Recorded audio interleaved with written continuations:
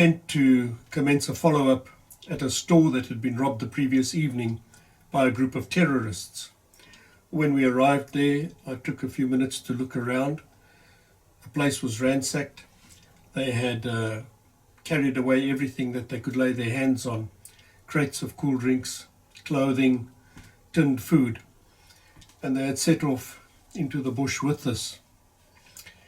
We found their spoor on a nearby gravel road, and we started following it.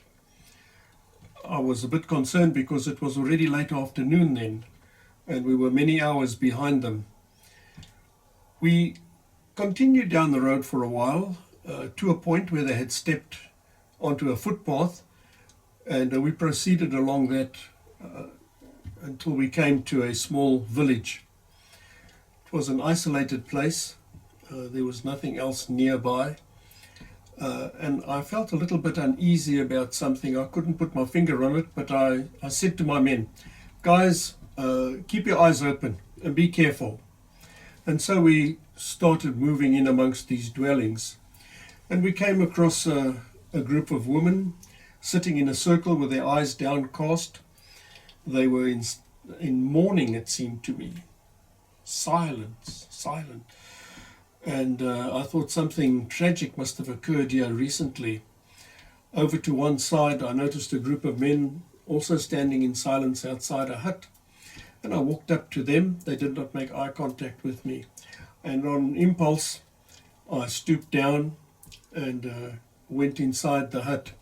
In the gloomy interior, I saw an old man lying on his back. His clothes were covered in blood, but he was alive, although very seriously injured.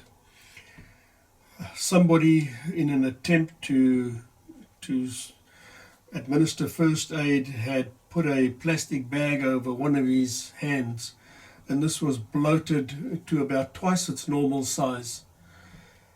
It was clear he wasn't in a position to answer any questions for me. He lay there in agony with his eyes closed and his lips just moving silently. So I stepped outside quickly and I asked somebody to call the headman for me. And presently an old gentleman stepped up and I said to him, "Madala, please tell me what has happened here." And he said, "Sir, during the night, the Vakomana, that is the boys in the bush, came here looking for food. And while we were preparing it for them, they found a certain man whom they wanted to kill. And the old man intervened and tried to stop them. And so they stabbed him several times." I said, "And the man that they wanted to kill, where is he?" And I was taken to the far side of the village, and a body was pointed out to me. It was lying in the sand on its stomach with its head turned to one side. It was that of a young black man dressed in civilian clothes. And I looked and I distinctly remember seeing the scratch marks in the sand that his fingers had made as he had tried to claw himself away from his tormentors. He had been tortured, he had been bayoneted repeatedly, and his attempts at escape were to no avail. He had succumbed to his wounds. I asked the headman, why did they do this to him? And he said, "Sir, he's a policeman. He was off duty, he was visiting his wife when they came here last night. That is why they killed him." Well, I understood what he was saying to me. The words were clear enough, and I could picture the sequence of events. But what bothered me was the manner in which he was relating this to me. He was far too nervous. I made allowances, of course, for the fact that these circumstances were out of the ordinary.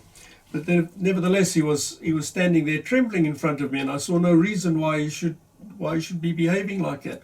So I just left him there. And I went outside the village, back along the spoor a little way, and then I came back, very carefully retracing our footsteps. And I tried to see if I could piece together what had happened when the terrorists had arrived there. And of course it was very difficult because people had been walking around and the most part the spoor had been obliterated. But I could certainly see that when they had come into the village, they had come as a group.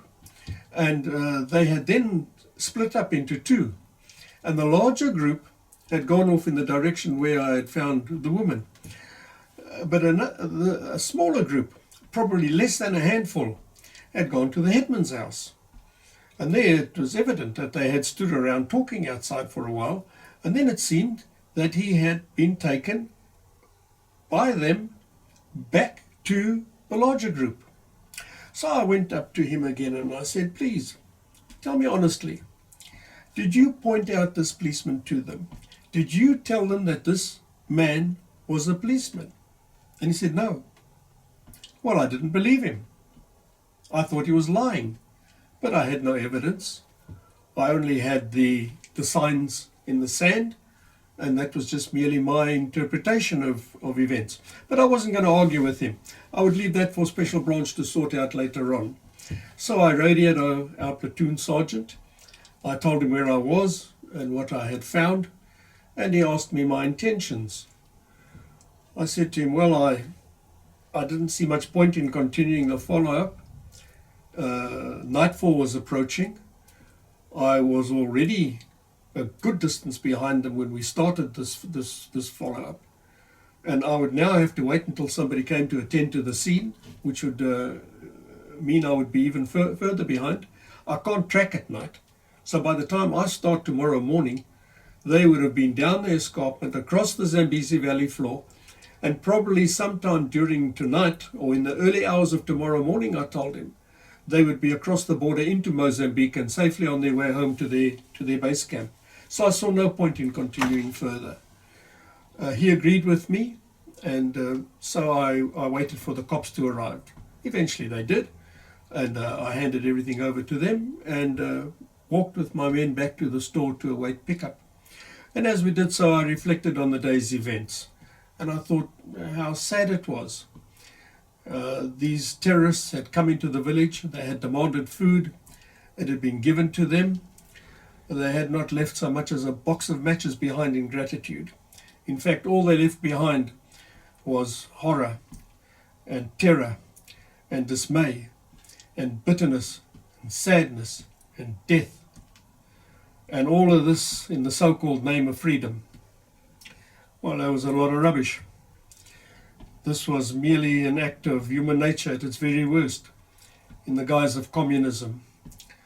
And sad as it was the kind of thing that was being repeated up and down the length and breadth of our land, almost on a daily basis.